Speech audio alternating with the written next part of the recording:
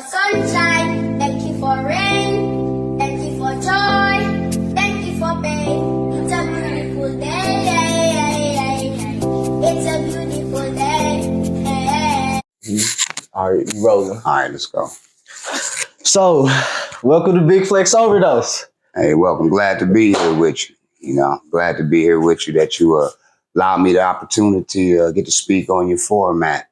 Yes, as sir. far as what's going on in the community and in the hood and getting a perspective on it. I'm glad that you gave me the opportunity to have a voice on your format. Yes, sir. Hey, no better other person I'd rather interview for the first one. I appreciate it. That's what's going on. That's what's up. That's what's up. I think you gonna set the tone for anybody else we bring on here, because you definitely gonna have them check you out before we get them on here, because we want them to piggyback off the last person that was on type of deal. That's what's up. Coming from you, that's a compliment. Mm-hmm. Coming from you, that's a compliment. And I hope I'm able to enlighten some people and give them a different perspective and just stimulate thought, basically. Yes, sir. Yes, sir. So, way we gonna structure this? I want to start with your story. Okay. So, we ain't gonna jump straight into the topics, to touch on. We gonna start from first. What's your name? Name is Earl Malachi Dennis. Earl Malachi Dennis. For those who know me, in the coaching aspect, it was Coach Mac. Yes, sir. Coach D. That's where I came along, where I've been involved in youth sports, youth athletics, and that's how I began mentoring the youth. I went to college, got a background in communication, so I do appreciate and understanding the value of education and how critical it is for us to think and get on a different perspective, because it all starts with that. And I've had the opportunity to go to college, and to where I could see how that could be applied. And we all need to have some education basis behind us, whether it be through trade, going to some type of additional training. It's mandatory. High school diploma is nothing. It doesn't go anywhere no more. Speaking of high school, where did you grow up at? Where are you from? I'm from St. Louis, transplanted to Omaha, Nebraska, where I graduated high school, and I had the opportunity to see things in life from a different perspective there prior to coming back home. From that point, went to the U.S. Army, United States Army, to where I really got a chance to see what structure was about and how they can get another man to harm another man that he doesn't even know. And that's mind power right there. And with that training, it taught me a fortitude. It taught me a commitment with individuals that I didn't even know. And therefore, I give it up to my veterans who are out here, because we come back to a society where, a lot of people at certain times just look at vets as all those people, they done been messed up in the head and all this and that. But what it is those people have been through training and structure to the point where it's not offered out here in the civilian world. So I give it up to my fellow veterans for sure. Would you agree with the statement that when you go to the military or any branch of the military, you get broken down and restructured to become a soldier? Well, young man, that's what it's all about.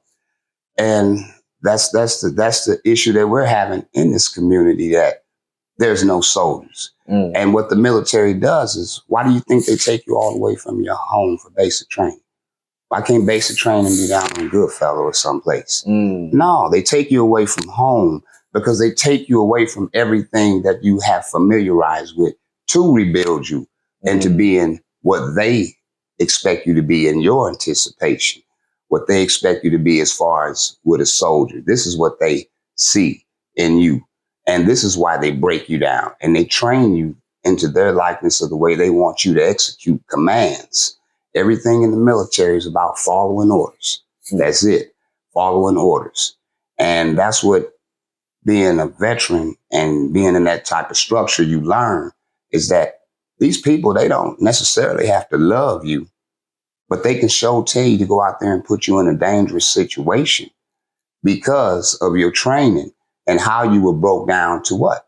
Follow orders. So what would you say was some of the hardest challenges for you transitioning from St. Louis to Nebraska? the hardest was family. Mm. And that's true. When you go to a place where you don't have a lot of family and you see people that have a lot of family, and basically I was coming up fighting families. Mm. I mean, I beat one person up, here comes this other brother. I got to beat him up. I got to fight him.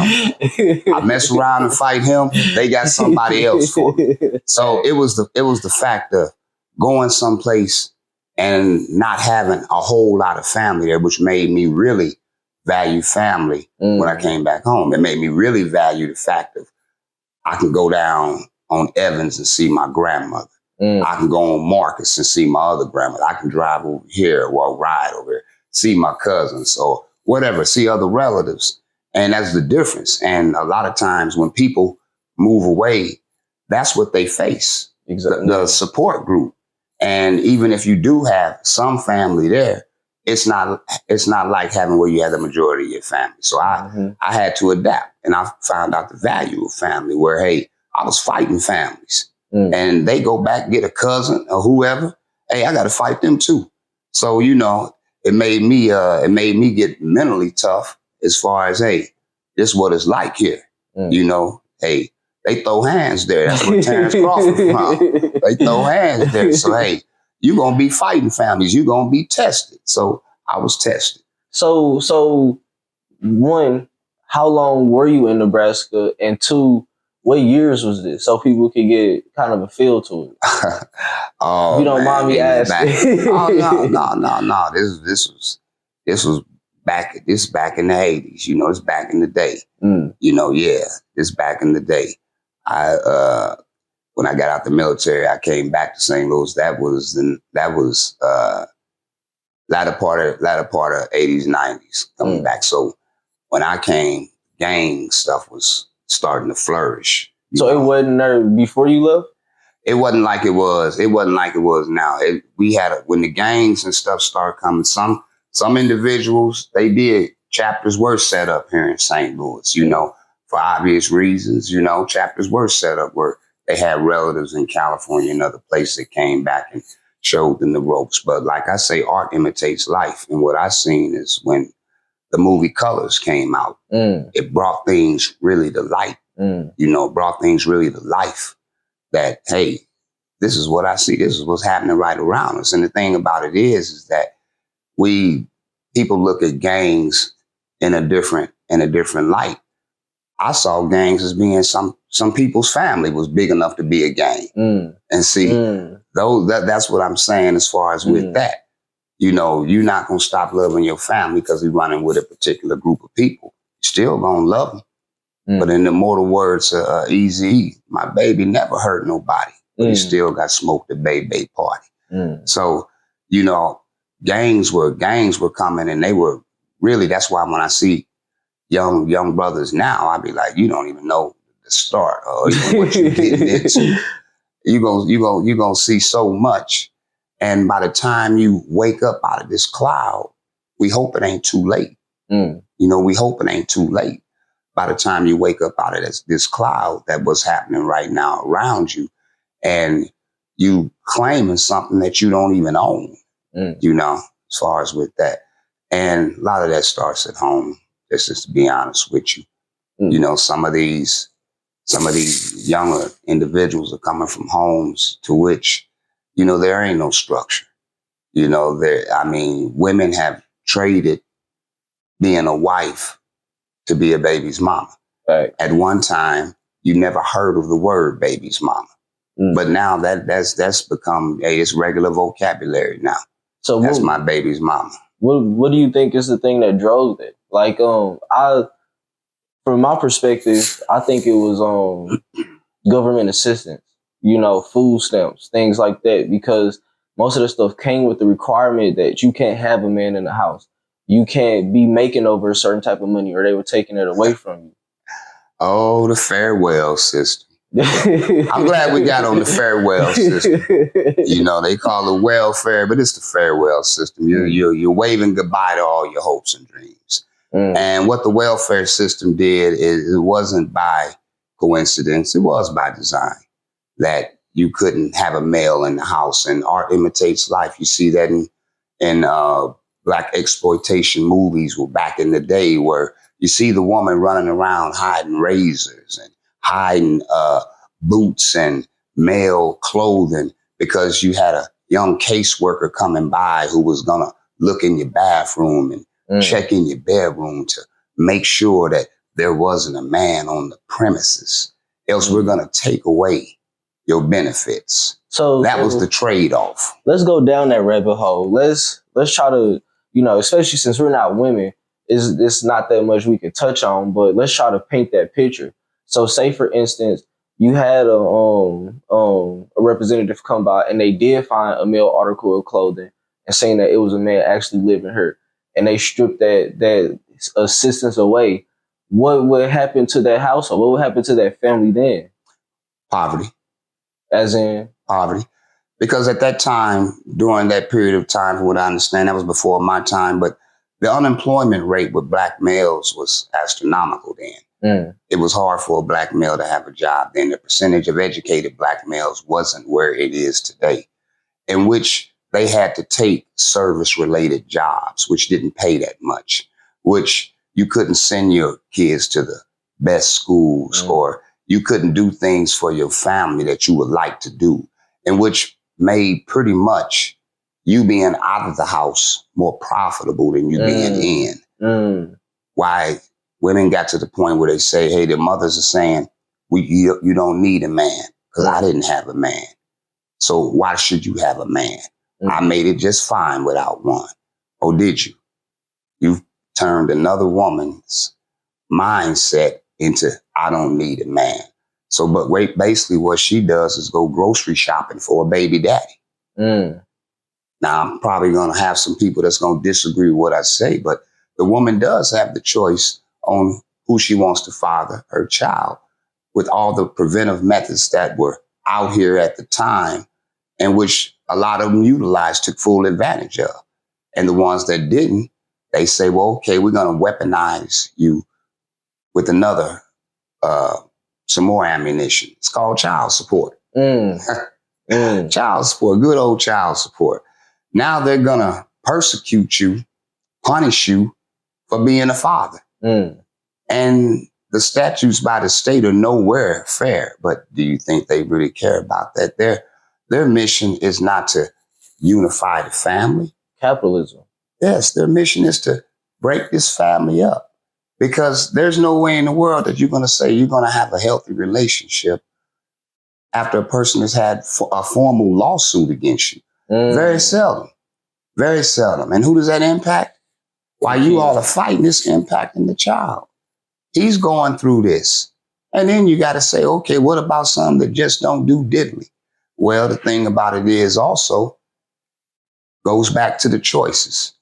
If a woman has never grew up with that example in front of her, to where she sees a healthy relationship, she sees a healthy male figure in her house that is related to her, not that's my stepdaddy raising me. And hey, we have a lot of good stepfathers out here who have jumped up to the call of duty and said, hey, I'm going to raise this other man's child like it was my own. And we have a whole lot of good men doing that.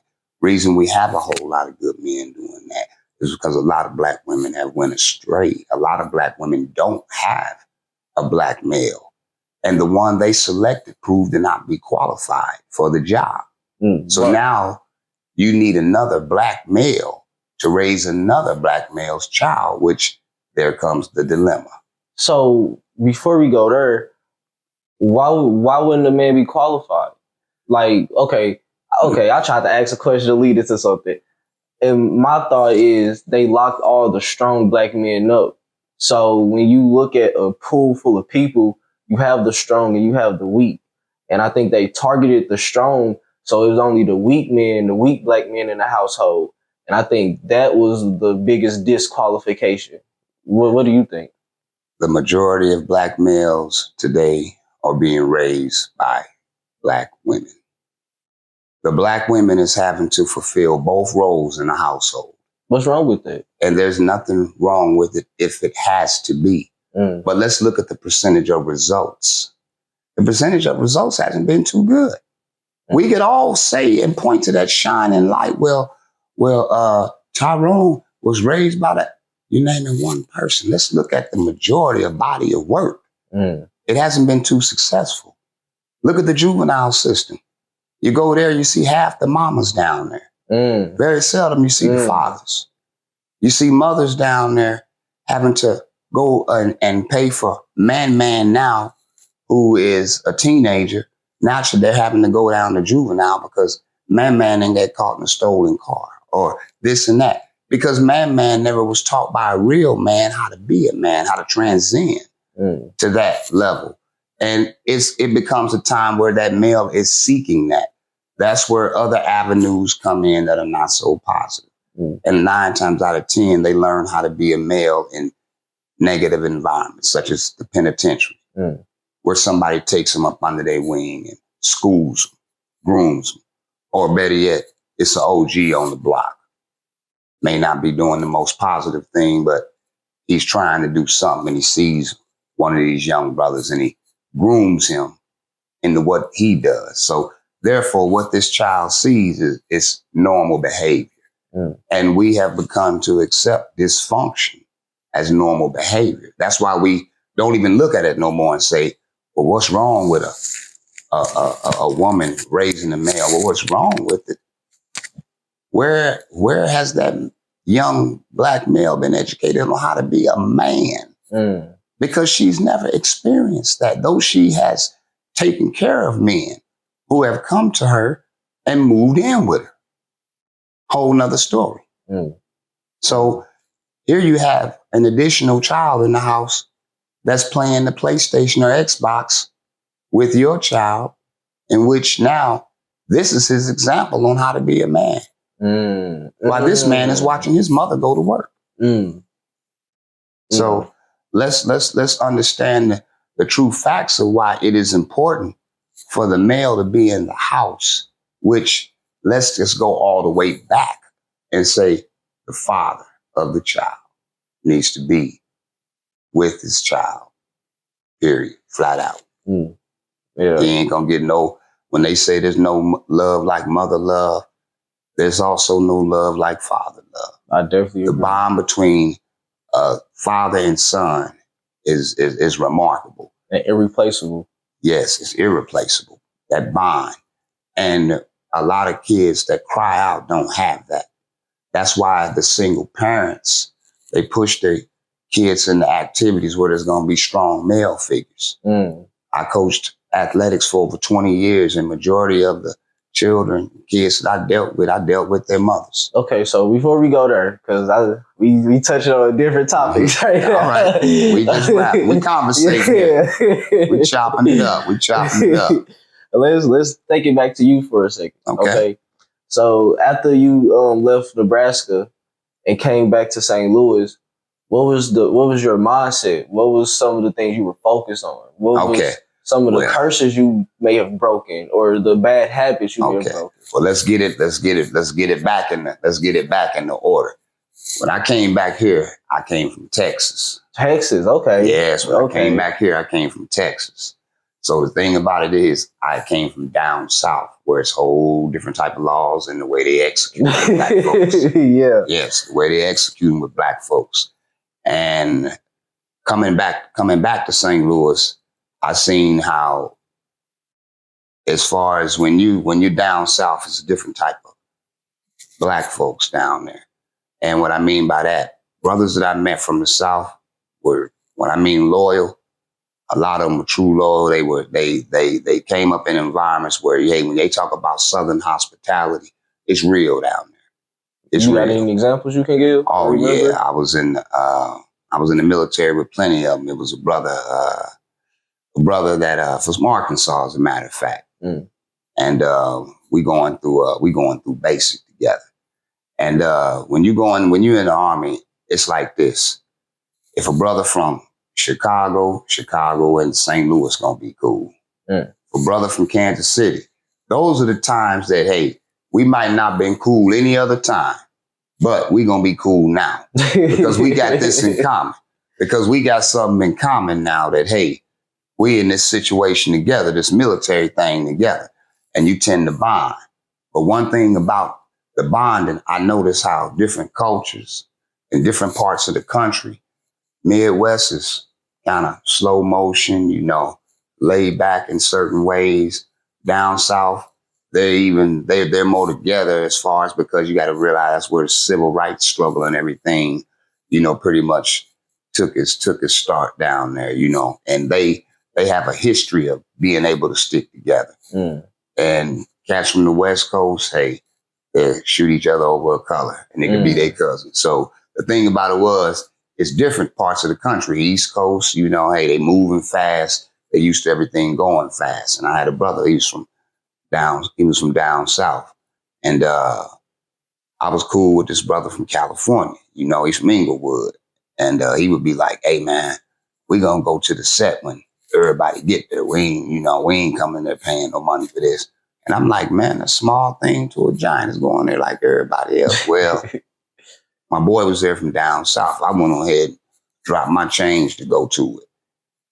My boy, he went on ahead, tried to slick on in there. Well, of course, them brothers from the south got to talking. They was like, man, what your boy think? We slow up in here, this, that, and the other.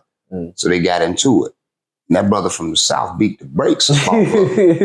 And he telling me if I was back home, I'd be chirping and my homies would come. And I said, hey, dog, you ain't back home. Oh, now. me. You got to survive on your own.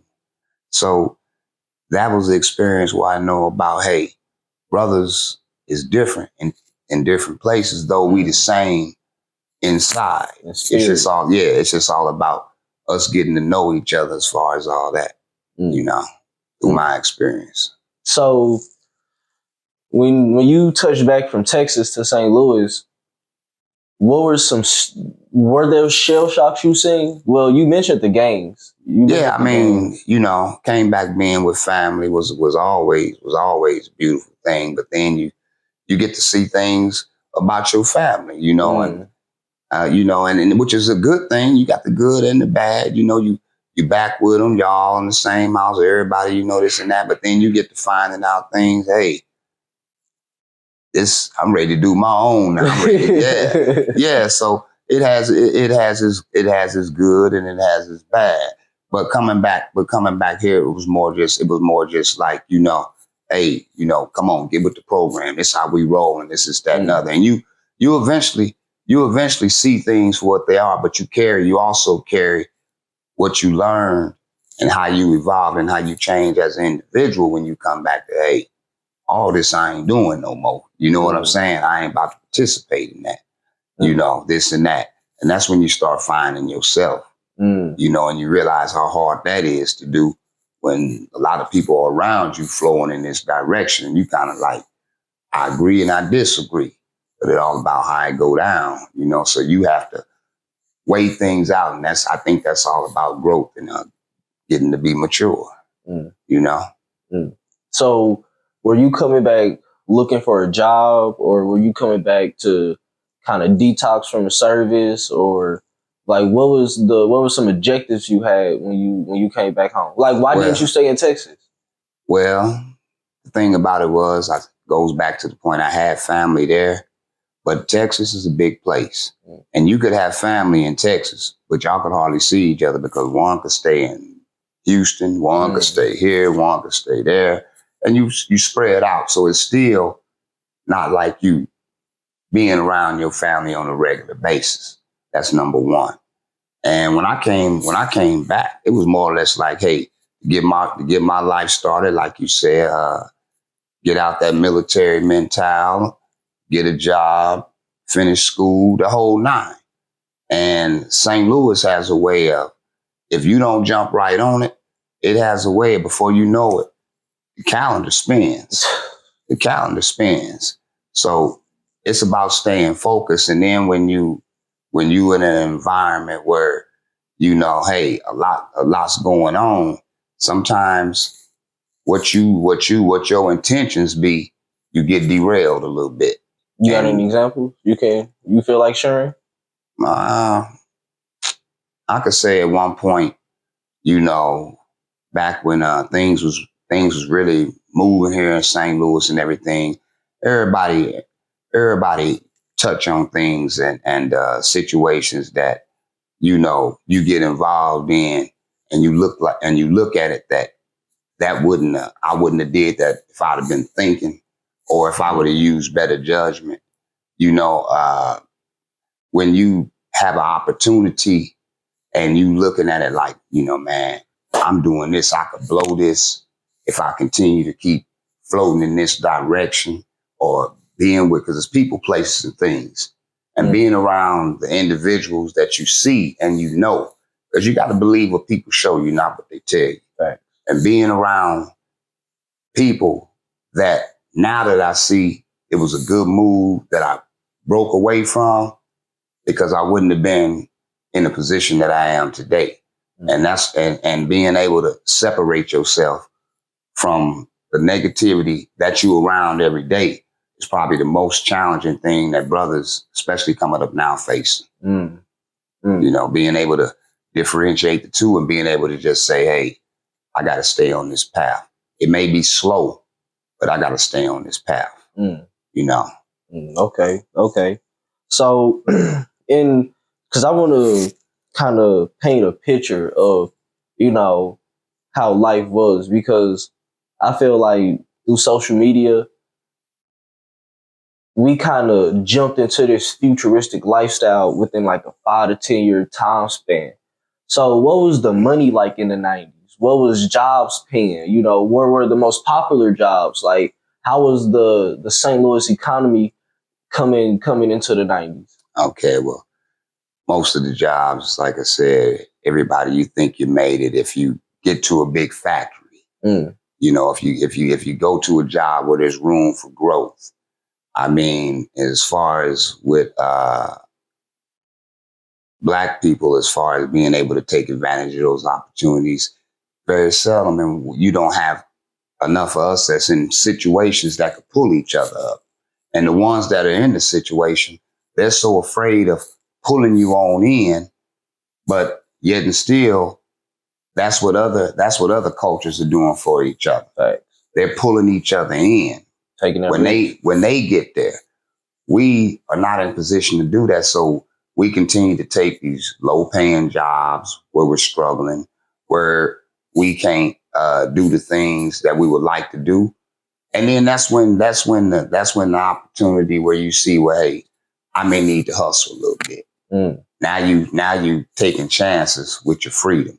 And that's how those choices came. And that's how them choices were back in the 90s. Was it worth hustling though? It's never worth it. Good answer. It's never worth it. Good answer. It's never worth it. It's never worth what you do in your community and how you contribute to destroying your community. It's never worth it. And I always tell people, you can't build generational wealth off of hustling. No, there's no retirement plan. There's no 401k plan in hustling. There's no 401k plan in hustling. And that money, it leaves the room when you leave. Like, no doubt. You know, through owning a business, you can set up a trust fund. You can set up all these things. So when you gone, when you not here, that money you made 20 years ago is still affecting the people in your family now. But hustling, when you leave, all the opportunities, all the money, all the food, everything leaves with you. And that, to me, that's selfish, you know, but I have to remind myself, like, opportunity. Y'all had different type of opportunities. I had different access to information back then than we have now. Like, I get into it with the older people in my family because I felt like they should have stopped a lot of the things I had to go through, or they should have set things up. Like, one thing I always brought up was like, why didn't y'all invest into health insurance or life insurance? You know, if y'all would invest into life insurance when it was $5, $10, and then boom, stuff happened now, we would have been good. We wouldn't have to get out here and do all this extra stuff. And that's a good statement. And the thing about it is it goes far beyond us and this interview. You have to talk about the mindset of Black people at the time, where they went through the civil rights movement to where Black leaders were assassinated who were saying things that should be said. We went to the Black Power movement where they broke up positive organizations such as the Black Panthers and any type of positive movement that we had coming. They were always looking that, hey, if it's too many people spreading this information and knowledge, who is going to be the laborers? Who is going to be the ones doing all this for us? If all of them want to sit at the boardroom. So we've got to introduce variables. At that time of the 90s, you have to understand, crack was the crack epidemic. That crack didn't get over here by no black pilot. Wasn't no black pilot jumping on no plane, bringing no crack over here. That was designed systematically. And they proportioned it right into black communities. It wasn't no joke. They knew some would benefit, some would fall down from it. That's what was the plan then. So we have to understand that the generation that crack was sold to, well, those kids are grown now.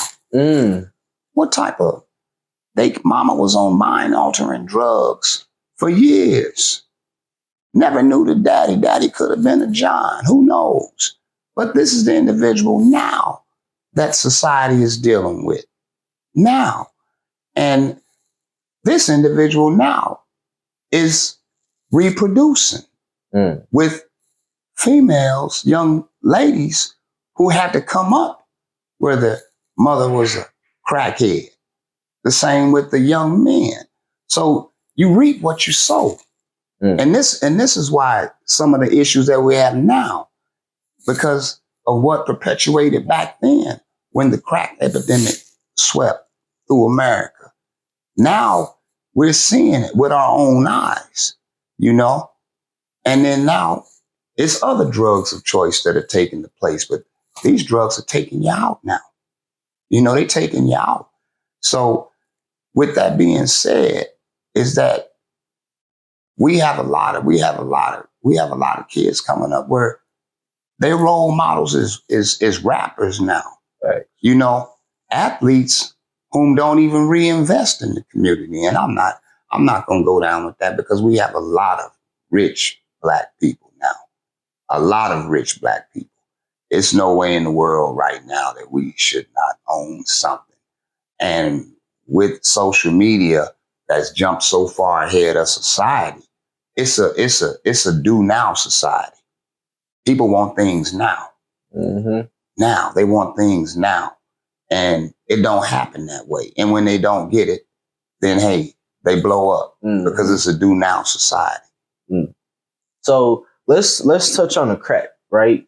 And I don't want to get too deep into that because you know we've been through that. I feel like my generation and the generation before me have learned the lessons we were supposed to learn from that, and now it's time for other cultures to go through that. But imagine community and how together the community was, even with the gangs. How divided did the crack make the community? Well, it goes all the way back to Willie Lynch. Goes all the way back to Willie Lynch. Anything that can cause division and strife amongst people, a certain group or race of people, it gets magnified. What the crack king did is you had the have and the have-nots, or those that were on it, because you had people in people's family who benefited from the crack game, who were literally rich, who had, and what I mean by that, hood rich, who may have opened up a little barber shop or a little convenience store, a little something. Hold on. You said black people had convenience stores back then? Well, what I mean is they may have you have some places where at that time you had some people that were benefiting from the crack game that had liquor stores. What? That had liquor stores, that had cleaners, that had legitimate businesses. Now, was that business enough to take care of them at their life? Probably not. Okay. Could have been a front, whatever, you know. Okay. I'm not going to speak on all of them, but I will say there were some that turned their money into other streams of income, you know, by opening up, okay, this my baby mama, I'm going to get her a beauty salon started. This my cousin. He can cut hair. I'm open up a barber shop and have him work. We had people that had that type of mentality then. But due to the fact of the way they did business, you can't do business in the world, in the legitimate world, the way they did business. And their collection methods are a little different. You don't get a letter in the mail or somebody calling saying this is such and such creditor. No, their collection methods were different. Which kind of, like I said, we had a lot of our best businessmen that were in the crack game. We had our best businessmen who could take care of the marketing, distribution of the product. You know, the whole nine, setting up shop, retail, you know, the whole nine. But they were just in the wrong game. That's all. Some of our best businessmen are sitting up in somebody's penitentiary right now. So I like how you said the have and have nots, because when you said that, it made me imagine creating a wealth class within a wealth class. So what I mean by that, we were already middle class and poor, but then when the crack hit, it made another middle class and poor inside of that middle class and poor. And I can see how that could have conflicted with the community, you know? Use this as an example. You have somebody in your family who's benefited from the crack game. Everybody in the family from young to old, they look up to him because they need something. And this individual, depending on his heart, he comes back and takes care of his family. He's the breadwinner of the family. But it's always somebody in the family, because Cain killed Abel. It's always somebody in the family that may be upset because of their fortune and their wealth that they have temporarily, I'm going to call it. And pretty soon you have a relative that you got to look out for, or a relative that you don't trust because you may have not gave him a loan, or it may be a relative that is sick himself and is on the drug that you selling. So the thing about it is, it did create a barrier where you had some people in people's family who, oh, he balling, he got money, he got this, he got that. And he would be the one to come by and take care of the family. He was the breadwinner by what he made on the street. But everybody didn't love him. He had to pay for that love, because the first time somebody want to eat or get on their feet, they start looking at him. Well, he got it. So now he's a target in his own circle. And that's how the game go. That's deep. That's deep. So let's continue with the 90s, right? All right. We gonna continue to go through the 90s. So what was some of the biggest shifts that you've seen starting to take place as the crack era was ending? Like, were you starting to see more black men starting to get back into the groove of like the Black Panthers or things like this, or was it just another snowball effect after that? What I saw was a lot of tragedy. How so? I saw a lot where you saw a lot of people that would fall. They were up here and now they down here. I saw the repercussions of it, how it affected where now you have black males with felony convictions. You got black males that were caught doing indictments and all that. You got a lot of black males that were locked up or that was free cased, and now they're doing bids.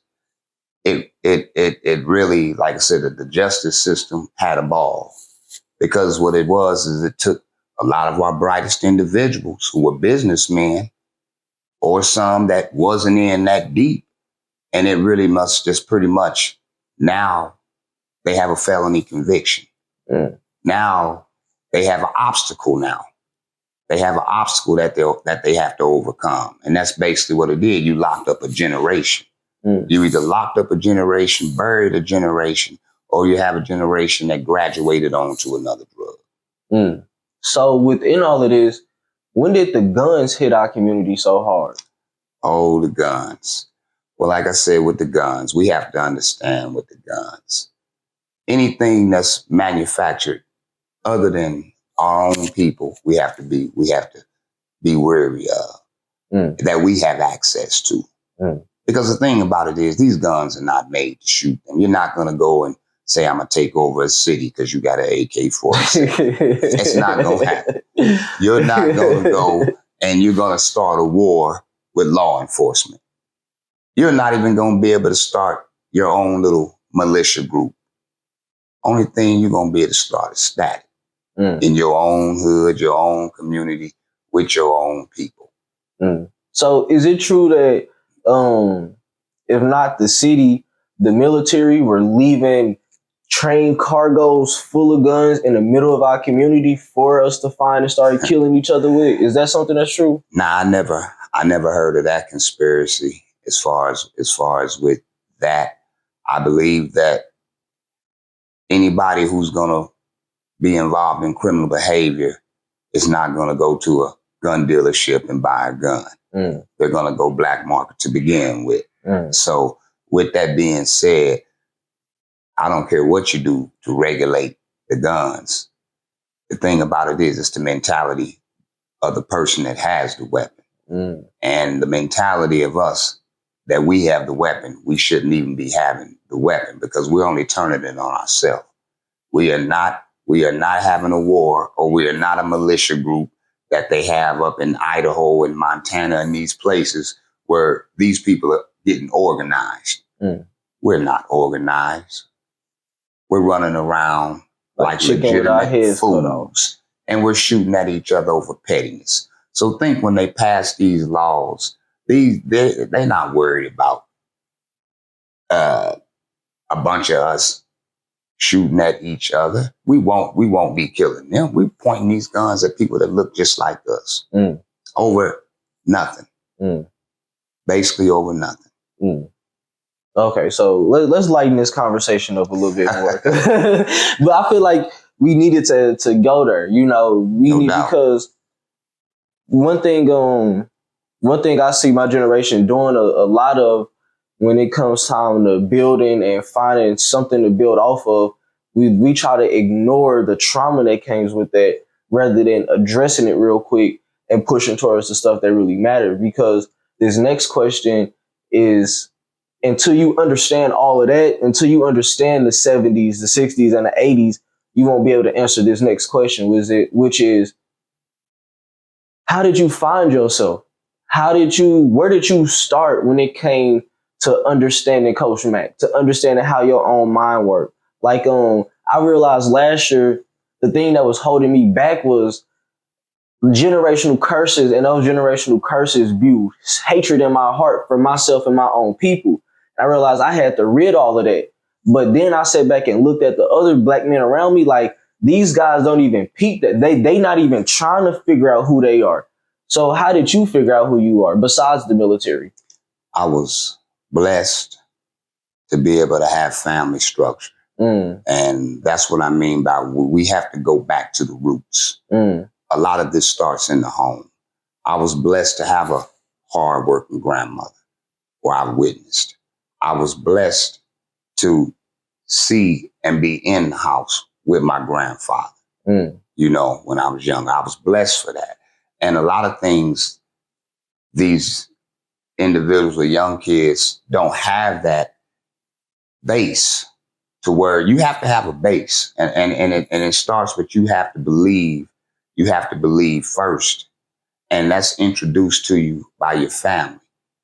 You have to have that base that when you do leave and go out there to the world, you're able to make adult decisions as a citizen. You're able to function in society.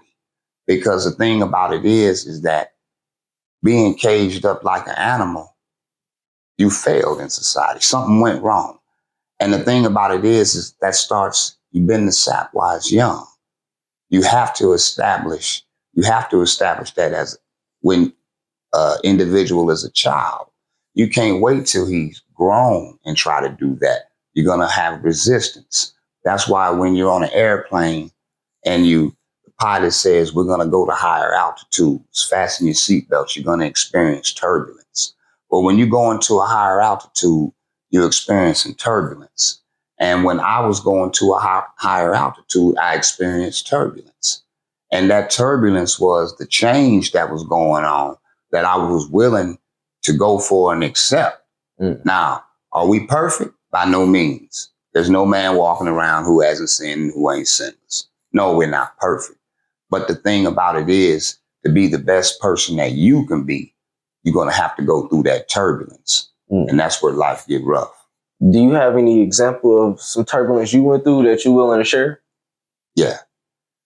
Down when I was in Texas, running with the wrong crowd, running with the wrong crowd into the wrong things, wrong behavior, and got into some trouble. Well, like I said before about Texas laws and how law enforcement in their court system, they don't play.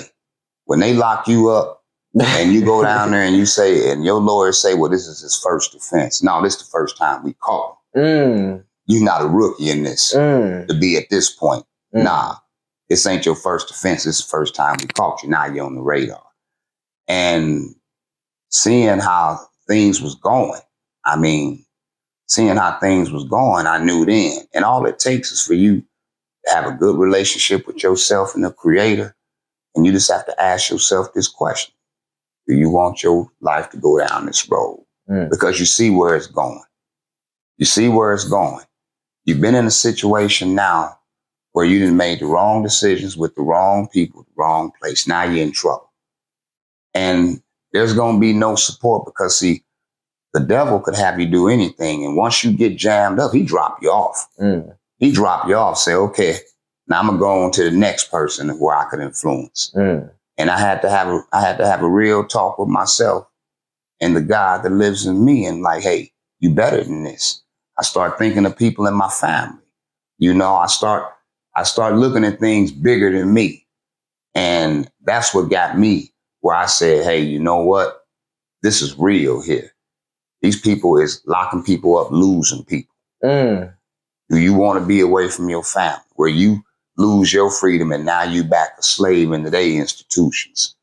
Or do you want to straighten up and be the best person you could be? How do you want to be remembered? Do you want to be remembered? Somebody coming to visit you. Do you want to be remembered? Somebody sitting up here saying, well, he could have done a lot more. You want to be remembered being the best person you could be. And I made a choice then that, hey, I'm going to be the best person I'm going to be because you only got one time to be here.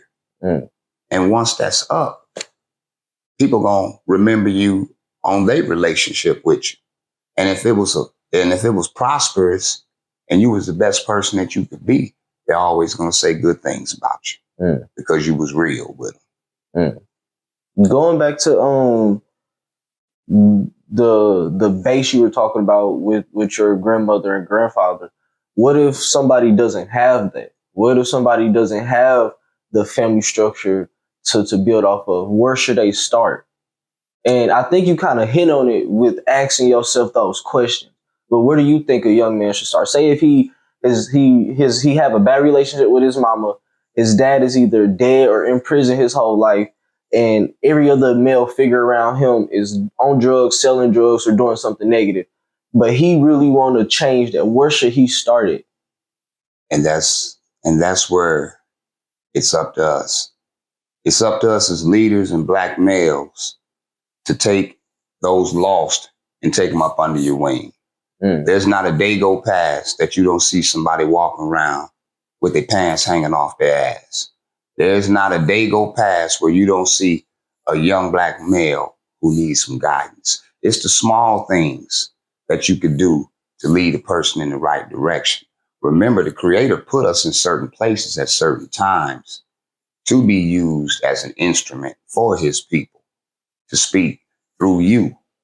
And the thing about it is that we have to assume responsibility as being men who have survived these channels, who went through these changes and are still able to talk about it. It's time for us to go back and say, look, if you believe, look what God did to me. Look what he did. I'm not nothing but an instrument. I'm not nothing but a tool. But look what he did. You can do better. We're not doing enough of that. We're looking at them and, oh, you know, but look, this and that. But you have to look at what's in their heart and what they done probably been through. And it's like preach to each and every child so he may educate others. It's time for us to start as males who done been through it to take some of these young soldiers, these young brothers, and put them up under your wing. So you saying it's not up to the young person to go ask those questions that only a person who know they self could be able to answer. It's up to the older men or the more wiser men to come back and help feed those thoughts. Is that what you're saying? By all means, you have to have somebody that's going to provide them this information. They're lost right now. We have to go back and get them. We have to go back and get them in the condition that they're in, because some of these conditions we help put them in through history and our bad decision making. So yes, we do have to go back, and we do have to go back, but we have to do it on our own. We have to go back in our own community, in our own hood, with our own family, because every family is a unit. It takes a village. It takes a village to raise one. And what we got to do is we got to strengthen that village. We got to communicate with those around us. It can't be, oh, them the cats across the street, I don't mess with them. Or she be tripping or this and that, I don't mess. No, these people that you around every day. To play devil's advocate real quick, you have some men and women that'll say, well, I tried that. These young cats will kill me before I can even get a word out, or they just won't listen. So what would your response to that be? Die trying? Number one, my response would be is that it's all about your perception and your approach. Because even though you may get a negative response, that young soldier, that young child has heard what you said. If it's a message that you're supposed to deliver, believe me, it hit the mark. You don't have to see the results that day. You don't have to be around when it transpires to where this person, the words that you said now resonate. It doesn't have to be where you could see it. You did your job. We have to accept that, hey, we've done our job. We had a message to deliver. How many times that you've been somewhere, or something just the spirit of whatever just told you to, hey, let me say something to this young brother. You could be on the Metro link. You could be any place. It's all about your approach. And if your approach is genuine, you may say something or whatever, but the whole nine is you deliver the message. It's one time he's going to think about it. You just planted a seed. And that's what it's all about. You planting the seed. You're not going to be there when it germinates and when it grows and fertilizes. You may not be there for all that, but you got it started. And that's what we have to understand. What is our place? What is our job? What is our mission? And once you find that, you're very much satisfied because you did what you were supposed to do. Okay. And I definitely agree with that. I definitely agree. And so touching back on you, what made you start coaching youth sports? Okay. When did you start coaching youth sports? Well, I've always had a love for sports. I've always had a love for sports. I played sports. I hooped, football, boxed, did all of it. I was one of those type that was very much in athletics. And when it got to a point that I knew that, hey, I wanted to give back, what's the best way and the strength I can give back? I had a brother who was coaching up at Matthew Dickey in St. Louis. And he was like, come on, Mac, you need to come on and coach too. Because I've always come to the games and this and that. And then finally, I realized that it was more than coaching. It was more than just coaching. It was being able to be a part of someone's life for that brief period. That no matter how old they get, how old you get, you will always remember your youth, high school coach or whatever. You will always go back and remember some of the things they said to you. And I was always like, well, hey, you know what? I'm going to help coach. I'm going to give back. And it was mainly the thing of giving back, building a bond with the youth, watching them grow up and accepting the fact you were a piece of the puzzle and be able to see them and see what they matured to be. It makes you proud. And you say, well, hey, I did my part. Thank God I did my part, and That's what got me in it, to be able to give back, to mentor, to be able to, help those who were asking. I wasn't looking for them to go pro or anything like that. I was looking for them to go professional in whatever they do later on after football. But I just wanted to be there to instill the fortitude that you can do it, to instill those type of conversations outside of the sport they was in. And if my memory serves me right, you said over 20 years or 30 years? Over 20 years. 20 years. I ain't gonna do you like that. It was all good over 20 years. Over those 20 years, what were some of the challenges you seen, but what were some of the beauties you seen also? The beauty I seen, which was taking young kids to get them to believe in themselves on what you are trying to instill in them, and which they had all the time. It's just like the Wizard of Oz, showing them what path to go on, because they had it in them all the time. They had it in them all the time. And then for them to be able to see the results and then be able to use those lessons in life with the wins, the losses, you being there right with them. You watching these individuals grow right in front of you. And you're proud, because you're like, even though you may get out there and they gave it they all, blood, sweat, and tears, you still there for them. Be like, hey, you gave your all, man. I'm still proud of you. And to be able to be a part of that,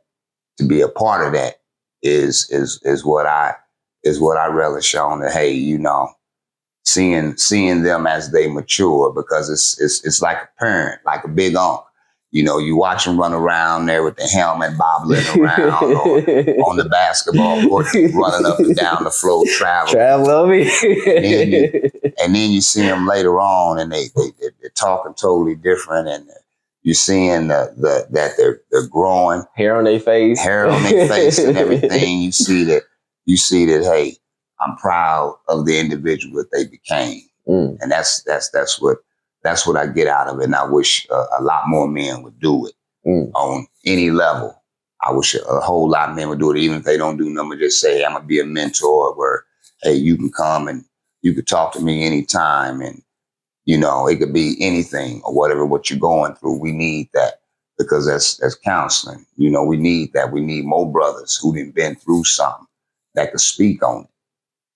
Somebody that ain't been through nothing, it's easy for them to tell you and give you a Disney fantasy that all you got to do is just, no, you're going to come in contact with a lot of trials and tribulations. And when you hit those bottoms, how do you get up? And sometimes we don't know the way back up. It takes a person in your life that then demonstrated you can get up. That's where you see that your words and what you instill, that small portion of their life, the impact that it has now. Okay.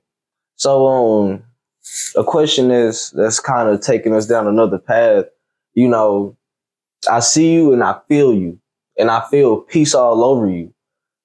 At what point did you find this peace? Because me right now, it's like I'm on go. As soon as I wake up, my head just spin, and I've been forcing myself to listen to Al Green and Patti LaBelle to try to, harmonize. But, and I keep asking myself, like, at what point am I going to find peace? At what point will I not have to struggle no more or have trials or tribulations? And I know that's a part of life. But then I look at somebody like you and my dad and be like, well, that's not necessarily true, because it's peace right here. You have to believe, and you have to have faith. You have to believe, number one, that you do have a purpose. You're not here floating around here without a purpose. You have talent, you have skill, you have all of the above. You have the knowledge, you have the wisdom that your parents were able to give you, and you have to have faith, and you have to believe. You have to throw things into your atmosphere, and it's gonna come back. You have to execute that. Even times it's difficult sometimes with the world we live in and what we face to stay on that level. But you have to continue, and you have to believe, because a lot of things then happen to me in which I had to test. It was a test. Remember, it's a test, but you prepared for this test. You prepared. You don't even know it. This is nothing but something that you're going to get over, and you'll be able to talk about it later. But you have to have a testimonial. You have to. So when you talk about the struggles, it's nothing but triumph over tragedy. You have to figure out a way to come out of this. And this is what's going to be your experience. Because when you go for a job, the first thing they ask you, how much experience you have. See, so understand through life, you're going to get experience. And that comes with age sometimes. It comes with who you're around in life that's giving you this positive information. Because you keep on, you're going to be on that. You're going to be on that path to where, hey, you didn't show and you didn't believe, and hey, I have faith. And that's what's going to get you there. No doubt. You got to believe, man. Believe it in you. Every day ain't going to be sunny. That's why they sell umbrellas, because it's going to rain sometime. But when it is sunny, make sure you're taking advantage of it, because the sun is shining on you. And listening to what you just said, the thing that popped in my head is the Jackie Chan. I think that's Jackie Chan who gave the famous speech on becoming water, feeling like water. You know, being what water is. So what you saying is that just comes with experience. That comes with time. You're going to experience a lot of things in your life, because you don't think the same way you did when you was 12 or 13. Your mind is matured. And that's what it is. You're maturing. Your brain is maturing.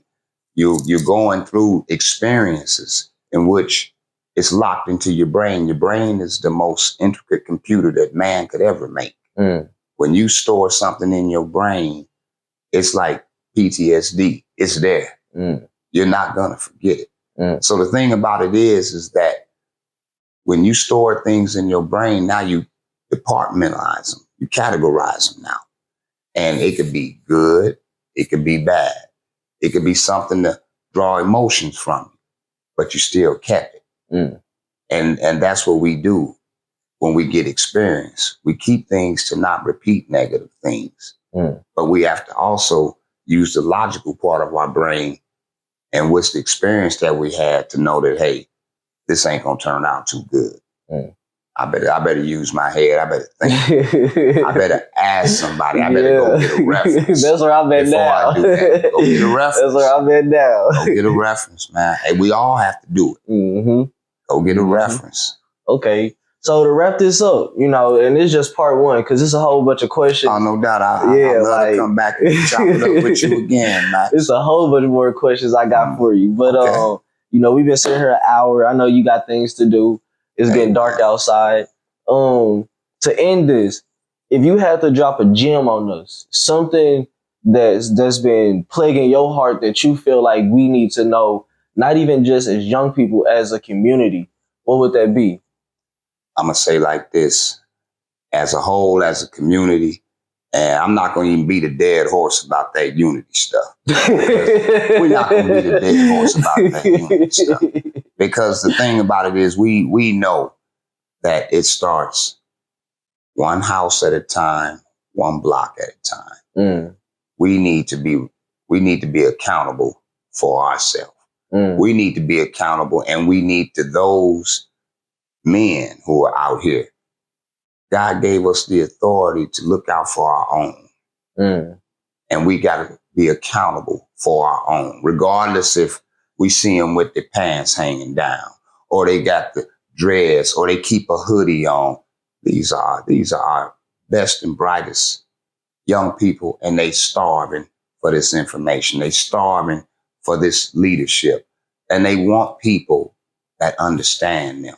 They want people that been through something. You know, that's why do you think drug counselors have individuals that have been down and been on drugs documented? Because they could relate. They could relate to them.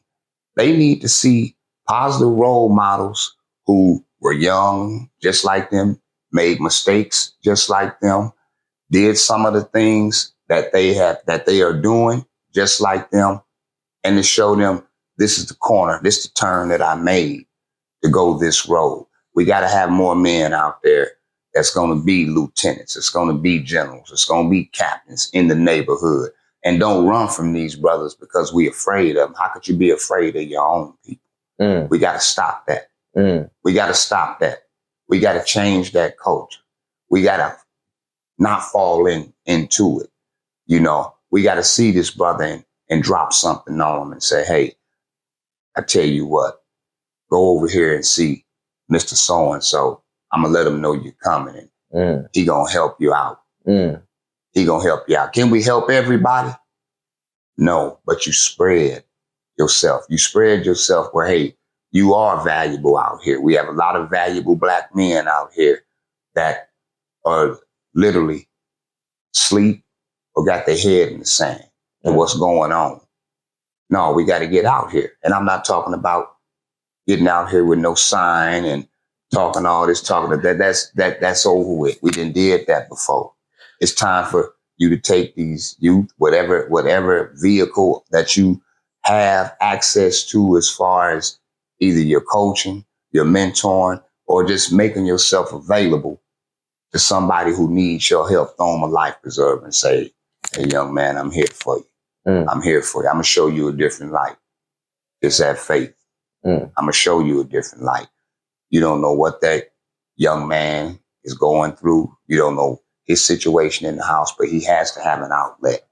You got to be that outlet. And I mean, we got to be responsible and accountable for our young people out here. That's it. Basic facts. And I totally agree. So thank you, Coach Mac. Thank you for sitting down with Big Flex Overdose, where we interview real people telling real truths and stories. All right. You know, and I think you capsulized that here. Okay. So I can't wait until the next one. All right. Well, hey, I appreciate the fact that you gave me opportunity for us to chop it up. I respect the fact of what you're doing. I'm proud of what you're doing. And I hope you get on topics that mean something to our people, to where we have something to grab onto that we can refer back to and say, well, you know, this was said.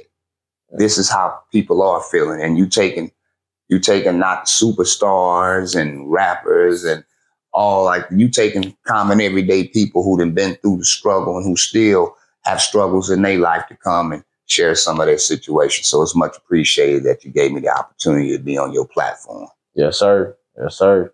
All right. That was a banger right there.